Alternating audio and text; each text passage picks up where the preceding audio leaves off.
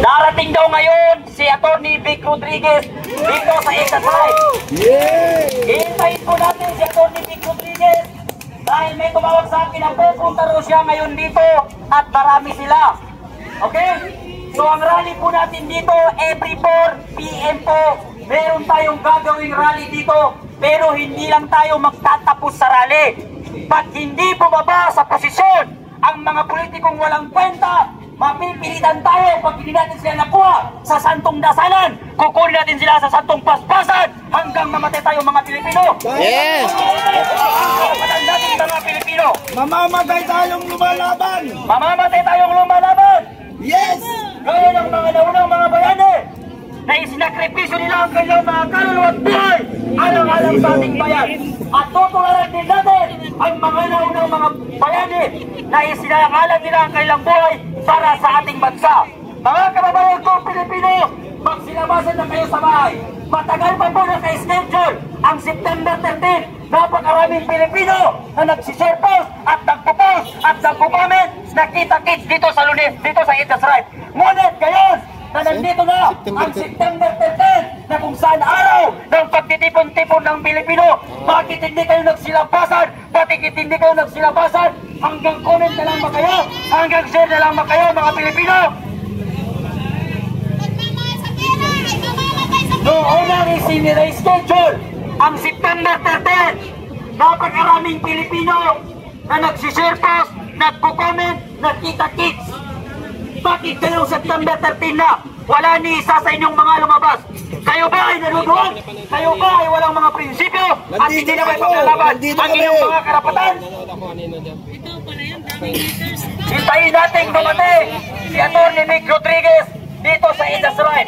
Tandaan po natin na ang rally natin sa September 21 po sa Luneta po gaganapin. Sa Luneta po gaganapin. Tayo po ay pupunta ng alas 8, pero ang maisog rally naman po ay pupunta sila doon ng 2 PM po sila darating.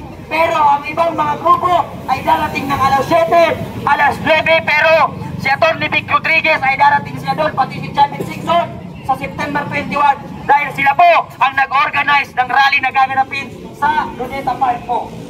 So meron pong konting mensahe ang ating kaibigan at kapatid.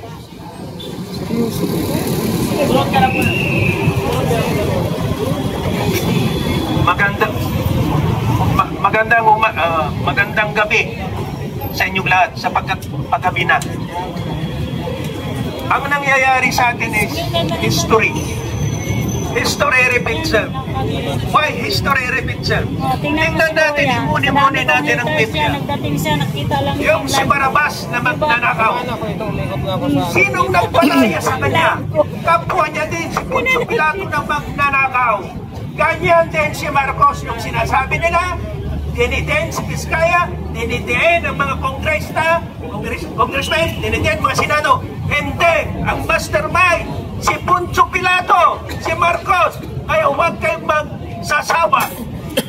Mumurahin nyo, paguhin nyo, butang ina mo Marcos. Hanggang sa kubita, hanggang sa pagtulog nyo, sasabihin nyo, okay din ang Marcos. Okay din ang Marcos, butang ina mo. Salamat. Kapag naginipan ko siya, hanggang nagising ako. Ito po ang ating magulang dito sa ating bansa, boses ng mga kababayan, handa pong magsalita at maglabas ng hinahin at sama ng loob sa mga namumuna sa atin. Ito po siya. Magandang hapon sa inyong lahat. Yes! 10 years old na po ako, pero isa akong nakibarikada nung EDSA 1 before power. Yes! Hanggang EDSA to.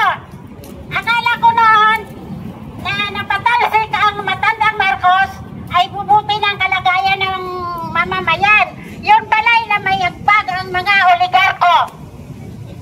Tapos nung EDSA to na naman na pinatalsik si Erap, nandyan ako sa harap. Kasama pa rin ako doon. Batang-bata pa ako noon, pero may anak na ako na iniwanan ko sa bahay. Walang naging courage sa akin. Kusang loob ko pumunta. Ito, nakita ko ito sa FB. Ang panawagan ni Atty. Vic Rodriguez. Kaya pumunta kami dito ng pinsan ko.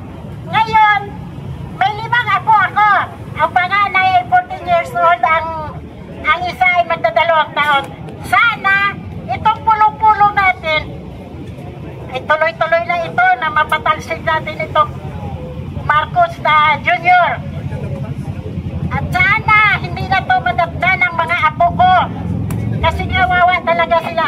Ngayon, ang panalangin ko lang na hindi sana tayo magaya sa mga realista ng Nepal at ng Indonesia. Yun lang po. Gayahin Huwag natin yan.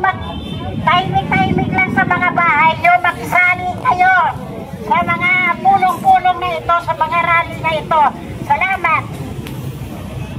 Ayun, maraming salamat sa iyo. Sino ba ang gustong magsalita? Tama po ang kanyang sinabi. Mga kabataan, papayagan ba natin sa mga susunod na henerasyon na may mamuno pa sa atin na walang inisip kung hindi magpataba at magpakasala sa gobyerno ng Pilipinas? Papayag ba ang mamamayang Pilipino na mayroon pang Marcos na pangatlo na umupo sa gobyerno? Hindi natin papayagan na mayroon pang Marcos dahil pangalawang Marcos na naupo na walang inidulot sa mamamayang Pilipino kung hindi kahiyan at pagnanakaw sa kabahan ng mga Pilipino. Dahil mukhang gusto ko nilang patagpuin ang anak nilang si Sandro Marcos. Sandro Marcos, sa next generation, kahit kagawad ang takbuhin mo, walang buboto sa iyong Pilipino. Meron din sigurong buboto pero bangag din gaya ninyo. Wala ang ginawang pamilya ito kung hindi magpakasinungaling at magtaksil sa bayan. Noong tumatakbo si Marcos Jr. sa pagkapangulo, harap-harapan niyang sinabi na kapag siya ang naupo at nanalong presidente, ibababa niya ang 1 kilong bigas sa nagkakahalagang 20 pesos lamang. Ngunit ngayong siya ang naupong presidente sa ating bansa, ang pinamako niyang 25 na 1 kilong bigas naging 65 pesos. Ang pangako niya, pag siya ang naupo at nanalo, ang bigas ibababa niya. Ngayong siya ang naupo, ang bigas ngayon 60, ang shabu bumaba. Tama. Puro kasinungalingan ang sinasabi niya. Ngayon, sinasabi rin niya na naging 20 na daw ang 1 kilong bigas doon sa Ilocos. Pero, totoo naman na 20 pesos lamang. Kaso, kahit baboy, ayaw kainin yun.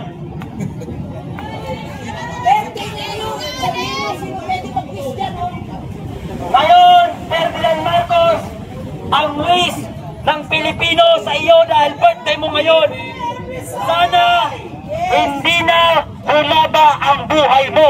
Ma-overdose sa cocaine. Happy birthday sa iyo, Bongbong Bangag Marcos Jr. Mamatay Sana na sana siya. mamatay ka na. Putang ina niya. Mamatay na siya.